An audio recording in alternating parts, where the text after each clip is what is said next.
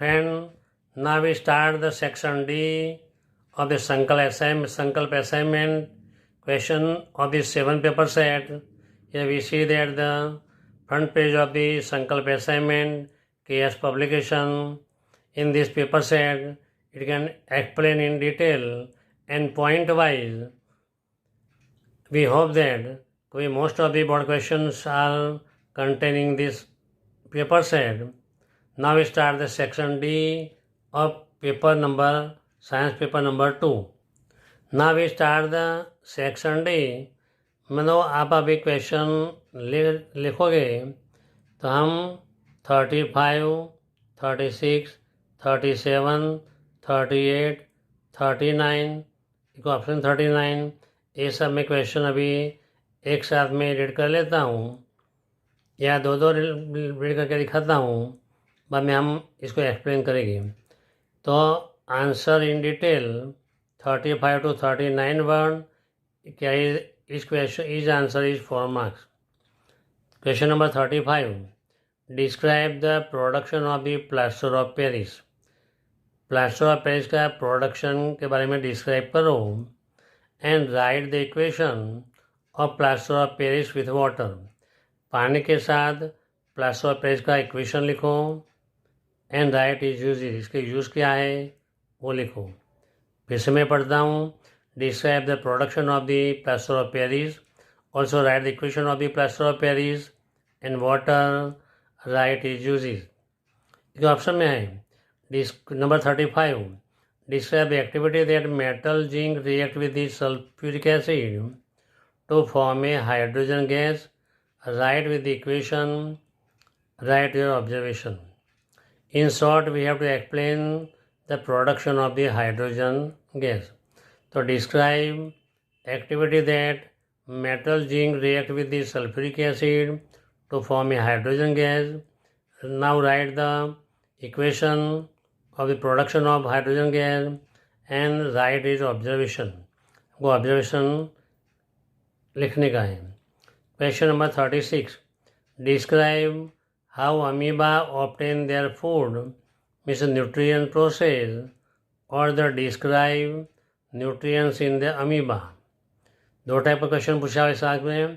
कभी describe the how amoeba obtain the food means nutrients process, और ऐसा भी क्वेश्चन आ सकता है सेम क्वेश्चन ट्विस्ट करके describe the nutrition in amoeba. तो अब हम 1, 2 और 3 क्वेश्चन का आंसर के बारे में डिस्कशन करेंगे. Now we start the section D. Answer number 35. Production of plaster of Paris means calcium sulphate hemihydrate. Calcium sulphate CaSO4, hemihydrate half H2O. On heating the gypsum CaSO4 with 2H2O. So what is the formula of the gypsum? CaSO4 with 2H2O. At 373 Kelvin temperature, it lost the water molecule. Gypsum के अंदर 2H2O है. 373 degree kelvin पे इसको heat कर दो तो water का 1.5 part loss कर लेता है एंड बन जाता है half H2O. So by lost the water molecule and become the calcium sulfate hemihydrate CaSO4 half H2O. इसका मीनिंग ये हुआ कि एट 373 डिग्री केल्विन टेम्परेचर पे इसको हीट करने से 1.5 part of the water will be vaporise. CaSO4 half H2O is called the plaster of Paris. Now we can write CaSO4 2H2O gives and temperature 373 Kelvin temperature CaSO4 with half H2O plus 1.5 H2O gypsum ये heat किया plaster of Paris बन गया. It is the white colour powder. When the mix with the water it convert in the hard substance. This is known as the gypsum. तो CaSO4 with half H2O plus इसको water add कर दो 1.5 time. It form a gypsum CaSO4 with a 2s2o a hard substance है. Now we can write about the uses. Use number 1, to decorate, use of the plaster of Paris supporting the fracture. Doctors use the plaster of Paris for supporting the fracture bone in the right position. Doctor लोग होते हैं, किसको fracture हुआ होता है तो white colour का जो बैंडेज बनाते हैं, पहले कभी बाम्बूस के पेड़ पट्टी लगाते हैं, बाद में ऊपर कवर करते हैं, बाद में ऊपर प्लास्टर ऑफ पेरिस लगाते हैं. जो वाइट कलर का हम देखते हैं plaster of Paris support fracture के लिए, जैसे बोन फिक्स पोजीशन में रहे. तो doctor use the plaster for the supporting the fracture bone in the right position. Number 2, it is used for the making the toys and statue. Number 3, as a material for the decoration wall and ceiling of the house or the office. तो main 3 use है. पहला use क्या है कि doctor plaster of Paris का use कहाँ करते हैं, जब बोन को फ्रैक्चर होता है वो टाइम पे बोन को राइट पोजीशन में रखने के लिए करते हैं. तो which chemical use by doctor in the fracture to fix the bone right position, the plaster of Paris. From which chemical toys and statue will make plaster of Paris? Which material are used to decorate the wall, the plaster of Paris? What is the formula of the plaster of Paris? Calcium sulfate hemihydrate, CSO for half H2O. By adding the water, which chemical is produced? The gypsum. What is the formula of the gypsum? CSO4 with 2s2o. ये हमने discuss किया about the plaster of Paris. Now preparation of the hydrogen gas. देखो यहाँ पर ये stand है, ये test tube है, ये डिलीवरी ट्यूब है. इसको हीट करके मोड़ा जाता है. यहाँ बीकर है, बीकर के अंदर सॉप का सॉल्यूशन रखा हुआ है, साबुन का पानी भरा हुआ है. इसके अंदर जिंक के ग्रैन्यूल मतलब पीस होते हैं, छोटे छोटे पीस, इसको बोलते हैं ग्रैन्यूल. जिंक का ग्रैन्यूल रखा जाता है. इसके अंदर डाइल्यूट हाइड्रोक्लोरिक एसिड और डाइल्यूट सल्फ्यूरिक एसिड, दो में से एक रखा जाता है. यहाँ डाइल्यूट सल्फ्यूरिक एसिड रखा हुआ है, तो डाइल्यूट सल्फ्यूरिक एसिड का लिखेंगे हम. तो डाइल्यूट सल्फ्यूरिक एसिड बाद में एक कॉक बंद करके डिलीवरी ट्यूब को ये सॉफ्ट वाटर में पास करके इस स्टैंड के हिसाब से अरेंजमेंट करना चाहिए. Take a zinc granule in hard glass test tube. Hard glass test tube के अंदर जिंक ग्रैन्यूल ले लो. एडिंग डाइल्यूट सल्फ्यूरिक एसिड और dilute hydrochloric acid in it. इसके अंदर जिंक के पीस रखो, बाद में डाइल्यूट सल्फ्यूरिक एसिड और डाइल्यूट हाइड्रोक्लोरिक एसिड ऐड कर दो. इसके बाद arrange apparatus shown in figure. Figure में जो दर्शाया हुआ है इसी तरह एपार्टेस को अरेंज कर लो. Chemical reaction take place between zinc and dilute hydrochloric acid और dilute sulphuric acid. Bubbles of hydrogen gas are produced. This gas passing through the delivery tube and in passing through the soap solution. Equation Zn plus H2SO4, ZnSO4 plus H2. Zn plus Cl HCl, तो ZnCl2 plus H2. HCl है तो Zn plus HCl, ZnCl2 plus Zn plus HCl gives ZnCl2 plus H2. तो HCl के आगे 2 कर दो तो balancing हो जाएगा. तो यहाँ दिया है सल्फ्यूरिक एसिड, तो we have to write only sulphuric equation of sulphuric acid. तो Zn plus H2SO4 gives ZnSO4 plus H2. What we have to observe, write is observation. तो Zn plus HCl gives ZnCl2 plus hydrogen gas. A chemical reaction take place and produce the hydrogen gas bubble. This is a gas passing through the delivery tube and passing into the soap solution. Soap bubbles produce and through the soap solution lighted candle near it, ये जली हुई जो candle है ये bulb के जो bubbles है इसके बाजू में लाओ तो क्या होता है, तो आवाज़ से होता है, मतलब इसको बोलते हैं पॉप साउंड, फट फट की आवाज़ आती है, इसको बोलते हैं पॉप साउंड। पॉप साउंड से जलते हैं, यह हाइड्रोजन की प्रॉपर्टी है, इसलिए हम बोल सकते हैं कि हाइड्रोजन गैस इज प्रोड्यूस। तो the shop bubbles produce the bubbles of the shop solution, lighted candle near the it, gas burning with the pop sound, then it is the hydrogen gas, because the property of the hydrogen gas is when it burn in open air it form a pop sound। ये pop sound आवाज़ करके जलता है, ये क्या है मतलब, कभी वो कई दफ़ा ब्लास्ट भी कर सकता है। यहाँ लिखा है तो सिंपल ही है, हम इसलिए पॉप साउंड से जलेगा। यहाँ ये हाइड्रोजन गैस के बारे में हमने प्रोसीजर लिखी, इक्वेशन लिखा एंड ऑब्जर्वेशन भी किया। अभी आंसर नंबर 36 लिखेंगे, न्यूट्रिशन इन अमीबा। ना न्यूट्रिशन अमीबा, तो देखो हम डायग्राम देखेंगे तो अमीबा का कोई शेप फिक्स शेप होता नहीं है, ऐसा कोई भी टाइप ज्वाइन कर दो, मैं यहाँ से लेके यहाँ ज्वाइन कर दिया तो अमीबा बीच में न्यूक्लियस होता है। ये यूनिसेल्युलर एनिमल है, एक सेल वाला एनिमल है, कोई फिक्स शेप होता नहीं है। ये फूड पार्टिकल है, तो फ्रेश वाटर में मोस्टली होता है, सरफेस पे फ्लोटिंग करता है। जब food particle micro food particle गिरे तब ये अमीबा इसके पास जाने के लिए ट्राई करता है। इसके बाद इसका जो एक्सटेंडिंग पार्ट है, बॉडी के पार्ट है, वो एक्सटेंडिंग करता है, इसको बोलते हैं सूडोपोडिया बोलते हैं। एक्सटेंडिंग करने के बाद ऊपर से कवर कर लेते हैं, बाद में ऊपर से भी कवर, नीचे भी कवर, आप चारों ओर कवर लेता है, इसको बोलते हैं फूड वैक्यूल बोलते हैं। ये फूड वैक्यूल के अंदर ये बॉडी का जो जूस है साइटोप्लाज्म इसके अंदर डाल देता है।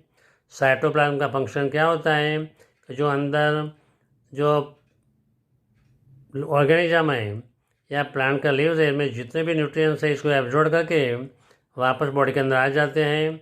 बाद में ये टूट जाता है तो वेस्ट मटेरियल है जो कोई काम का नहीं है वो पानी के अंदर वापस गिर जाता है।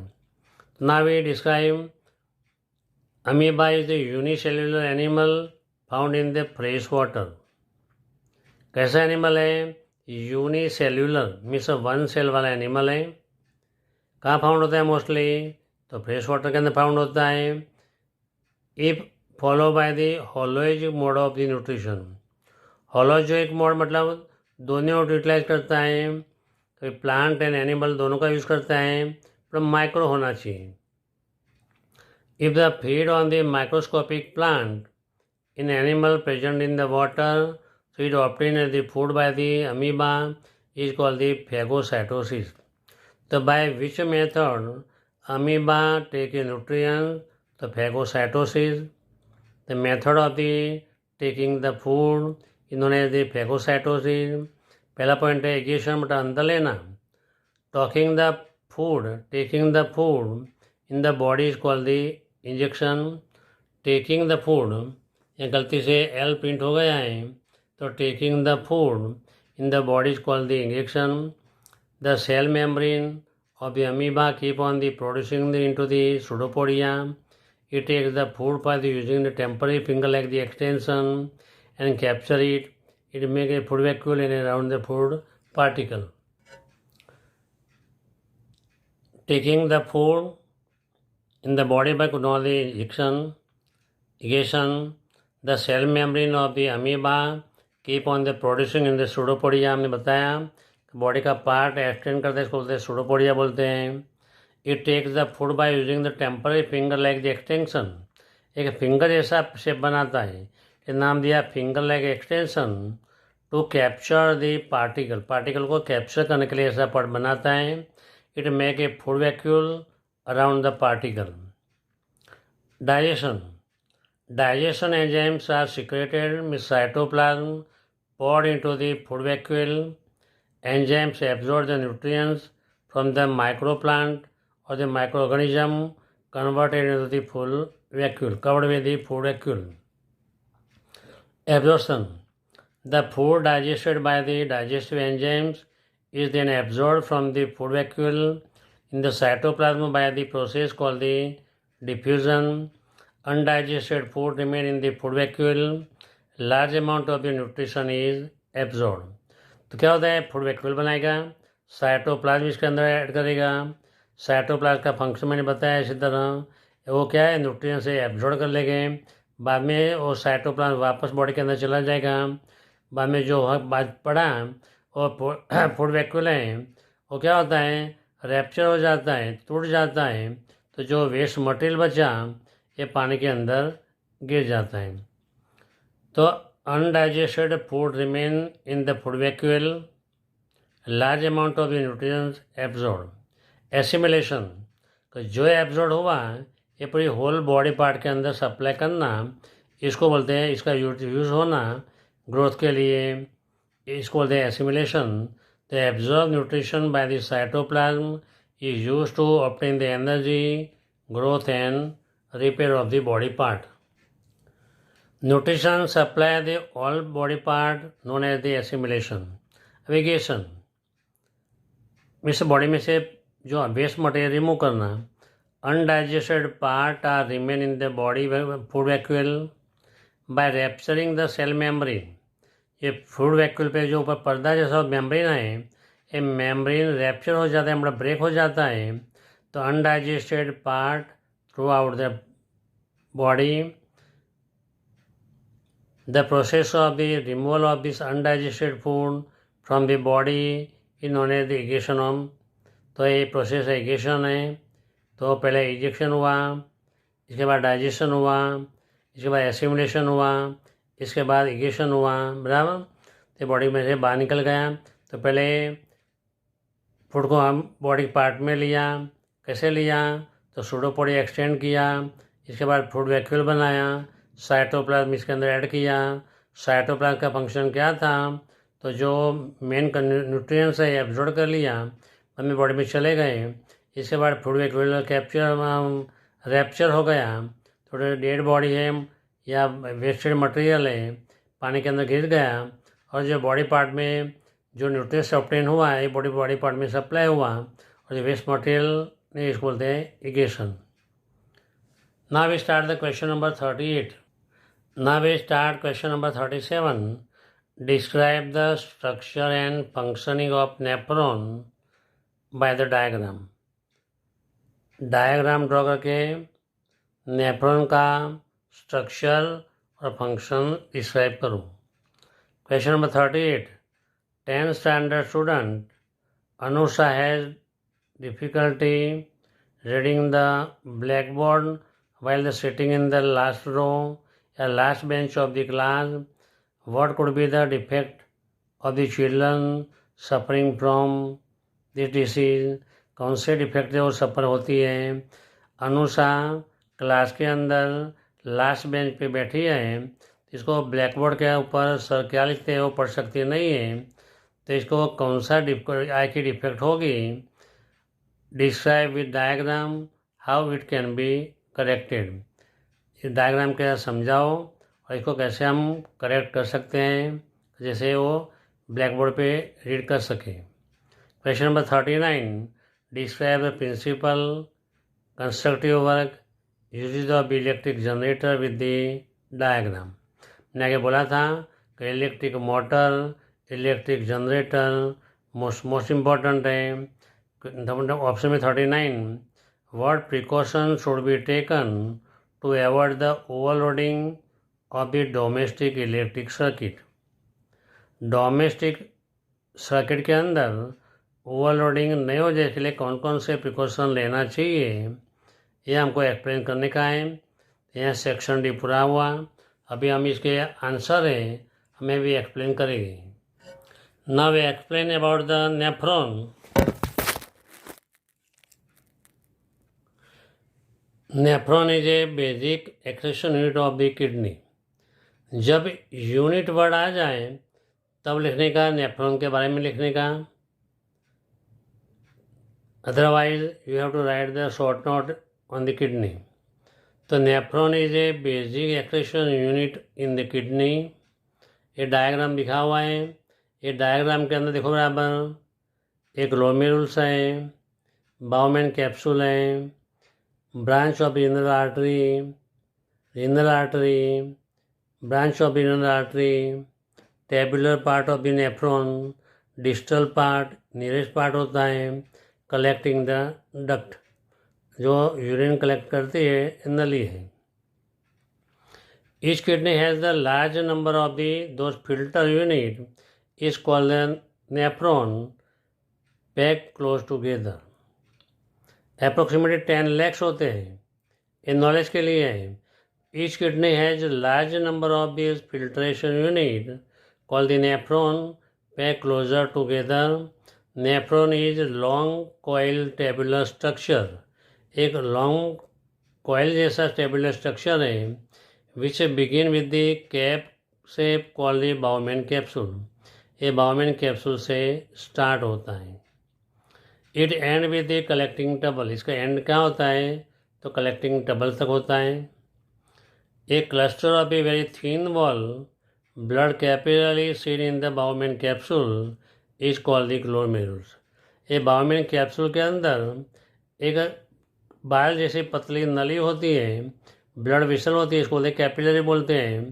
तो capillary seen in the Bowman capsule इसको बोलते हैं ग्लोमेरुल्स बोलते हैं।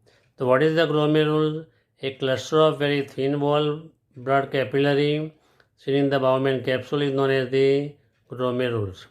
Some substance in the initial filtrate such as glucose, amino acid, salt and major amount of the water and selectively reabsorbed their unit flow along this tube.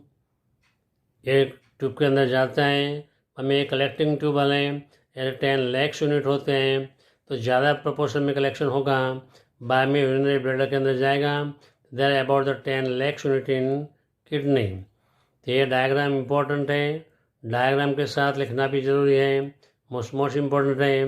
पर इतना याद रखिएगा, excretion part लिखा है तो बॉडी, पर एक्सक्रीशन यूनिट लिखा है तो किडनी आएगा। ये खास अपने को याद रखने का है। Now we start the answer number 38। A 10th class student Anusha difficult reading regarding the blackboard while sitting in the last row of the class या last bench of the class. तो अनुषा आई डिफेक्ट of the nearsightedness और myopia. nearsightedness नजीक का देख सकते हैं but दुखना दूरदार दिख सकती नहीं, इसको बोलते हैं nearsightedness, इसको बोलते हैं myopia. देखो ये कंडीशन दी है कि नॉर्मल कंडीशन है, विदाउट डिफेक्ट कंडीशन है, रे आते हैं, अपने लेंस पे रिफ्लेक्स होते हैं, रेटिना पे कलेक्ट होते हैं, exact fall on the retina, तो इमेज रेटिना पे फॉर्म होता है, तो ऑब्जेक्ट अपने को क्लीन दिखती है। पर देखो सेकंड कंडीशन, सेकंड डायग्राम, जो है लेंस है इस पर दूसरे रे आते हैं, after reflection is meet before the retina, retina यहाँ होता है, इसके पहले मिक्सिंग हुआ इसलिए अपने को क्लीन दिखता नहीं है। तो by concave lens wearing spectacle having the concave lens, negative power वाला लेंस पहले से अपने को एग्जैक्टली मतलब ये ऊपर स्लाइटली जाएगा and image form on the retina. तो Anusha has the eye defect of the nearsightedness, which is myopia. She can see nearly object clearly. It cannot corrected by the varying switchable power of the concave lens. Nearsightedness means myopia. Myopia is known as the nearsightedness. A person can see clearly near object but cannot see the distance object clearly. If a myopia eye, the image distance is object is formed in front before the retina. Retina के पहले image formation होता है। ये diagram में देखो, यहाँ image formation हुआ। The image can not form the retina as per diagram if this defect eye lens does not become thin as requirement. जब दूर की चीज़ देखनी होती है तो सिलियरी मसल का फंक्शनिंग होना चाहिए। ये लेंस को मतलब थिन बनाने का और थिक बनाने का जो काम होता है वो सिलियरी मसल्स करते हैं। इसका मतलब सिलियरी मसल प्रॉपरली हो गए, फंक्शनिंग करते नहीं होते हैं, इसलिए it remain thick but does not remain thick. The defect eye lens does not become thin as per requirement but remain thick. Thick रहे इसलिए नजीक का दिखा दूर का देख सकते नहीं है. By wearing the concave lens of suitable power, image from the exactly one on the retina, the object seen clearly, thus defect is corrected. So by wearing the concave lens spectacle, the defective is corrected. Now we start the question number 39. Now we explain answer number 39. Electric generator. देखो diagram के अंदर fix magnet है, north pole ए side है, south pole ए बाजू है. ये ABCD one loop करके खाली समझाया हुआ है. एक्चुअली वन लूप होता नहीं है, बहुत ज़्यादा लूप होते हैं, पर वन लूप लेके समझाया हुआ है. AB1 है, AR1 है, R2 NB2. ए ब्रश है, दूसरा है मतलब स्प्लिट रिंग है. तो R1 and R2 split rings हैं. तो now we can explain the devices through which electricity by the devices through which an electricity can be produce is known as the electric generator. तो electric generator को किसको बोलते हैं? ये devices है, ये सब्सटेंस है, इसके थ्रू हम इलेक्ट्रिसिटी प्रोड्यूस कर सकते हैं, इसको बोलते हैं इलेक्ट्रिक जनरेटर. द प्रिंसिपल है electric generator convert mechanical energy into the electrical energy. कौन सी एनर्जी? तो मैकेनिकल एनर्जी किसमें कन्वर्ट होता है? तो इलेक्ट्रिकल एनर्जी में कन्वर्ट होता है. देखो डायग्राम के अंदर इसको with help of the diesel engine या कोई भी इंजन इसको घुमाया, रोटेशन किया जाता है इनिशियली. बाद में रोटेशन होने के बाद तो मालूम पड़ेगा इसके अंदर ये वोल्ट मीटर है, इलेक्ट्रिसिटी प्रोड्यूस हुई कि नहीं हुई, इसके डिटेक्ट करने के लिए यहाँ लगा रखा हुआ है. तो इलेक्ट्रिक मोटर के अंदर यहाँ क्या था? बैटरी थी, वोल्ट मीटर नहीं था, की थी, एमीटर था. यहाँ क्या होता है? कभी खाली बैटरी है, वोल्ट मीटर मतलब नहीं होता है. Now construction. The construction of an electric generator is like the construction of electric motor. तो दोनों का कंस्ट्रक्शन सेम ही है, which is the shown in figure. The two ends of the loop ABCD rotating in the permanent magnetic field are connected with the two semicircular ring R1 and R2. देखो diagram के अंदर semi circular ring है, एक R1 ring है, दूसरी R2 ring है. The inner side of this rings are made of the insulated. इसके अंदर वाली जो साइड है वो इंसुलेटेड होती है, क्योंकि एक्सल को जो करंट प्रोड्यूस हो जाए ये एक्सल को इफेक्ट नहीं करे, इसके लिए इनर साइड ये इंसुलेटेड होती है. The two conducting stationary brush B1 and B2 are kept placed separately on ring R1 and R2 respectively. तो R1 है ब्रश है, B1 ब्रश है, B2 ब्रश है, दोनों ब्रश है और सेपरेटली एक R1 रिंग R2 रिंग के पे एडजस्ट होते हैं. Axle may be mechanically rotated from outside to rotate the coil inside of the magnet field. The outer end of the two brush B1 and B2 connect to galvanometer to detect the current flow. यहाँ outside यहाँ galvanometer रखा हुआ है, तो क्या detect करता है कि इसके अंदर करंट प्रोड्यूस हुआ या नहीं हुआ, मीन्स इलेक्ट्रिसिटी प्रोड्यूस हुई कि नहीं हुई.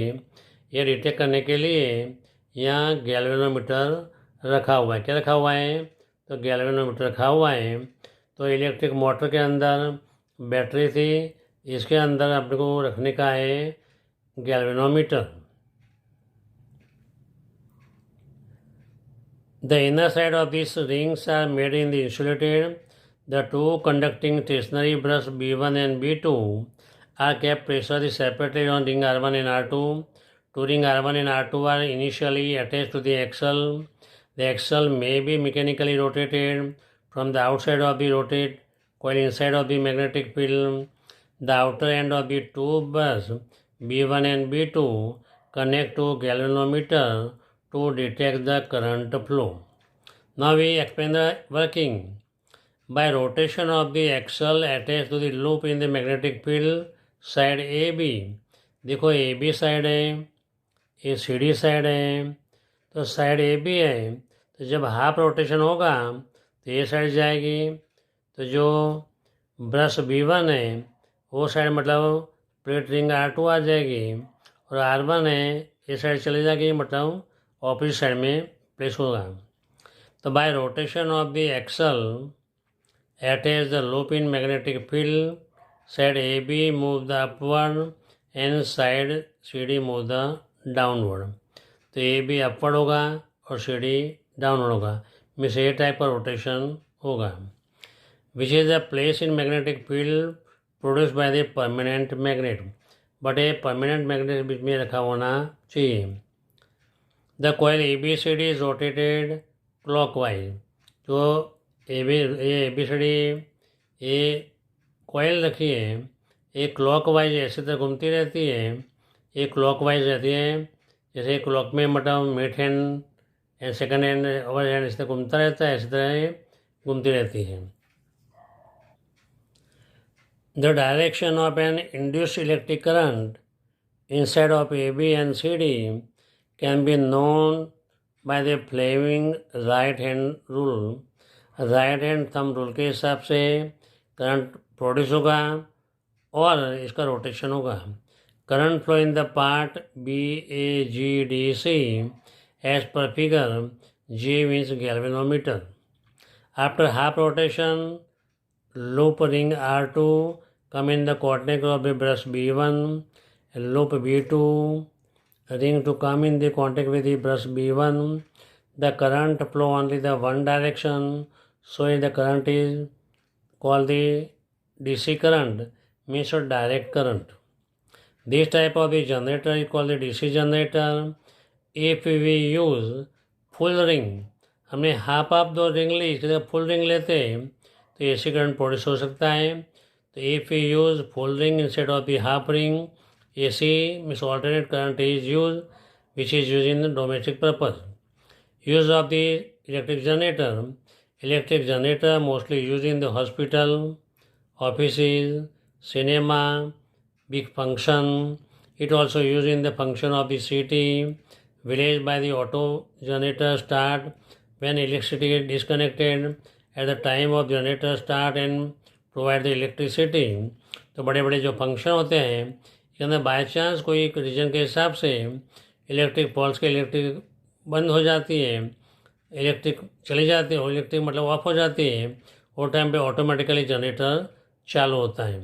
Now we start the another question 39. Precaution of the overloading. The following precaution should be taken to avoid the overloading of the domestic electric circuit. Domestic electric circuit are parallel connection and each circuit is joined with the proper fuse. So which type of the connection in domestic electric circuit? The parallel connection. Each circuit are joined with the which substance? तो fuse के साथ joint होता है. Use होना चाहिए. Use the proper wire carrying the current in the circuit. Copper is the good for the connection. तो proper means